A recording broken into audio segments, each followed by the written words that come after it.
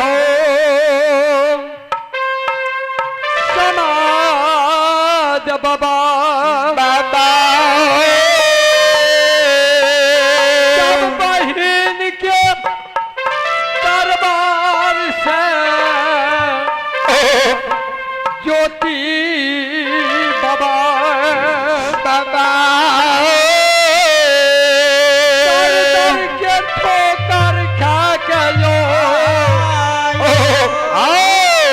निकल गेलैया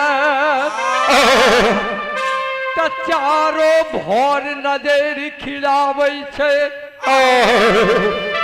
कतै नहीं नजर पड़ैया कोनो चीज पर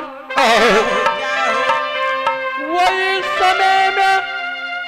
ई देवता बाबा धर्मराज यंत्र जानी का खून के भगवान तीन भगवान ये हो माया से गैया के गौर में अठ दर्पी घाटी निर्मया दिल के जय हो गैया के गौर के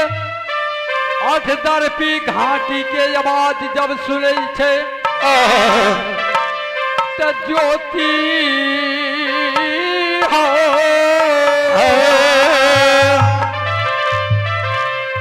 हे हो दरबाद मारने गिरल पड़ल बिजू बन जंगल के जुइन गेलै बिजू बन जंगल में जब ज्ञा के धुरै के रूप ध्या लेलकै धर्मराज तब वही समय में की कहै छै की हे हो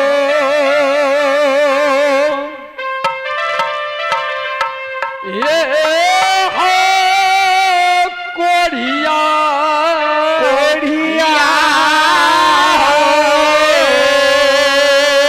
ये हो या भागला या ये बन खोन में कथी ला तू ये लो कल कैसे किया हो कल कई देखा ये बन में बाघ सिंह सदुल कते हजरै छै अब तोरा खा जेता मार के कल के से बात छै कल के हाँ हो कल के हे हो वैसे जब बचबा त बन के बतहिया गया कथा जे छै ये बिजू बन में तोरा मारते चौथार लथार से मार देता कहलकै हे हो ये हो गाय के धुरे बोला एक बात पूछे क्या कहलकै की बोला कहलकै यही बिजू बन जंगल में आय गैया बछरू के जे चरबै छ अच्छा जा के कत्या पहिलुक नमन करे छ अच्छा पछला पहर के नमन कते करे छ से बता दे कहलकै हे हो धुरै धुरै कहै छै ये हो कोढ़िया या भागला ई बात सब तू पूछ के की करबा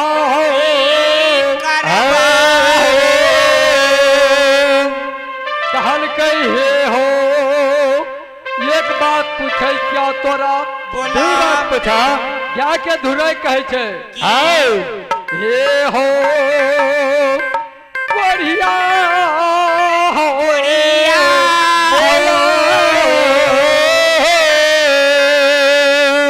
ये हो